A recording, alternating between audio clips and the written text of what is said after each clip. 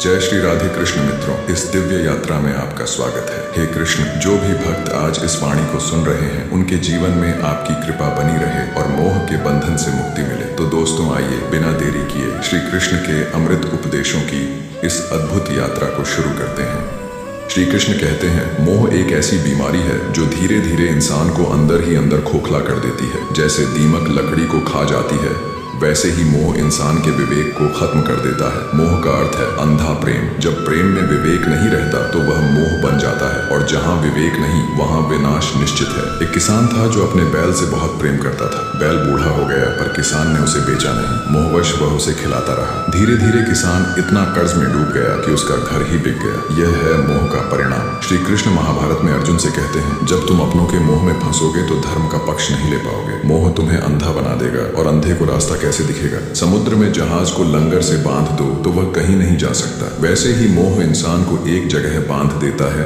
और वह आगे नहीं बढ़ पाता। माता पिता का प्रेम जब संतान के लिए अंधा हो जाता है तो वह बच्चे को बिगाड़ देता है। यही मोह है। प्रेम में अनुशासन होना चाहिए। मोह में सिर्फ लाड़ होता है। धन का मोह इंसान को चोर बना देता है। पद का मोह इंसान को भ्रष्ट बना देता है। रिश्तों का मोह इंसान को अन्यायी बना देता है। मोह हर जगह जहर घोलता है। श्री कृष्ण कहते हैं, मोह और प्रेम में जमीन आसमान का फर्क है। प्रेम देता है और मोह लेता है। प्रेम मुक्त करता है और मोह बांधता है। प्रेम में त्याग होता है और मोह में स्वार्थ। एक व्यापारी अपनी दुकान से इतना मोह रखता था कि वह बीमार होने पर भी दुकान नहीं छोड़ता था। एक दिन दुकान में ही उसकी मृत्यु हो गई। दुकान रह गई पर वह चला गया। यह है मोह की सच्चाई। जिस चीज को हम छोड़ नहीं सकते वह हमारा मोह है। जिस व्यक्ति के बिना हम रह नहीं सकते वह हमारा मोह है। जिस बात को हम भूल नहीं सकते वह हमारा मोह है। मोह इंसान को कमजोर बनाता है। जब दुश्मन को पता चल जाता है कि इंसान का मोह क्या है तो वह उसी से हमला करता है। यही तो दुर्योधन ने किया था। श्री कृष्ण कहते हैं, संसार एक नाटक है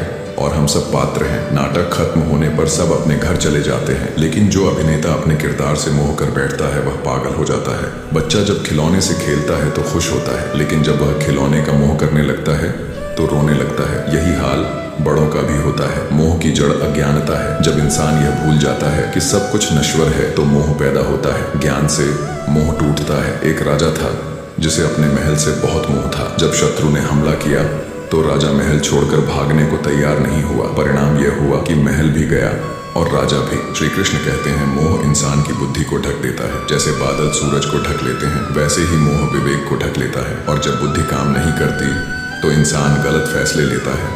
पत्नी का मोह रावण को ले डूबा। पुत्र का मोह धृतराष्ट्र को ले डूबा। धन का मोह कौरवों को ले डूबा। इतिहास मोह से भरा पड़ा है। मोह से बचने का एक ही उपाय है वैराग्य। वैराग्य का मतलब छोड़ना नहीं है बल्कि आसक्ति छोड़ना है। कर्म करो पर फल की आसक्ति मत रखो। जैसे कमल का पत्ता पानी में रहता है पर गीला नहीं होता, वैसे ही संसार में रहो पर मोह में मत फंसो। यही श्री कृष्ण की शिक्षा है। श्री कृष्ण कहते हैं, जो इंसान मोह से मुक्त हो जाता है वह जीवन मुक्त हो जाता है। उसे न सुख का मोह रहता है न दुख का भय। वह स्थित प्रज्ञ बन जाता है। मोह की पहचान यह है कि वह हमेशा भय के साथ आता है। जिससे मोह होता है उसे खोने का डर लगता है, और डर से बड़ा कोई दुश्मन नहीं। एक साधु से किसी ने पूछा, मोह कैसे छोड़े? साधु ने कहा, पहले यह जानो कि मोह क्यों किया। जब कारण समझ आ जाएगा तो मोह खुद छूट जाएगा। मोह छोड़ो और वर्तमान में जियो। मोह की सबसे बड़ी निशानी यह है कि इंसान अपना कर्तव्य भूल जाता है। अर्जुन ने जब मोह किया तो धनुष छोड़ दिया। श्री कृष्ण ने उसे फिर से कर्तव्य का बोध कराया। कर्म करो पर आसक्ति मत रखो। रिश्ते निभाओ पर बंधन मत बनाओ। दुनिया में रहो पर दुनियादारी से ऊपर उठो। यही गीता का सार है। श्री कृष्ण कहते हैं, जब तक मोह है तब तक दुख है। जब तक दुख है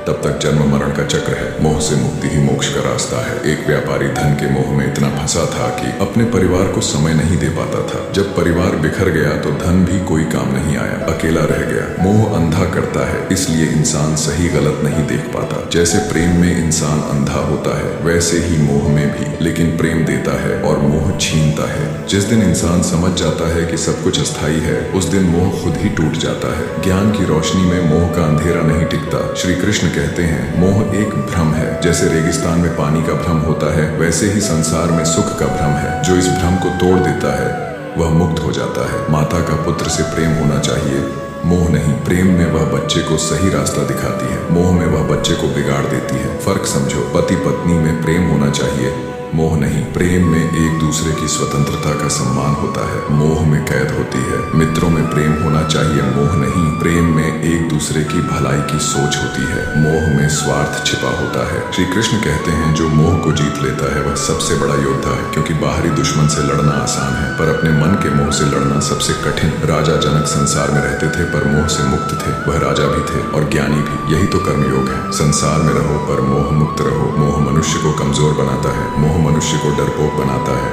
मोह मनुष्य को स्वार्थी बनाता है। इसलिए मोह त्यागो और निर्भय बनो। जब किसी चीज पर हमारा अधिकार नहीं तो उसका मोह क्यों? हम तो इस संसार के यात्री हैं, कुछ समय के लिए आए हैं और चले जाएंगे। यह समझ आ जाए तो मोह खत्म। श्री कृष्ण कहते हैं मोह का त्याग ही असली त्याग है। घर छोड़कर जंगल चले जाना त्याग नहीं है, घर में रहते हुए मोह छोड़ना असली त्याग है। एक सन्यासी जंगल में रहता था पर उसे अपनी कुटिया से मोह था। एक गृहस्थ घर में रहता था पर किसी चीज से मोह नहीं था। बताओ सन्यासी कौन? मोह की जड़ है अहंकार। मैं और मेरा यही तो मोह है।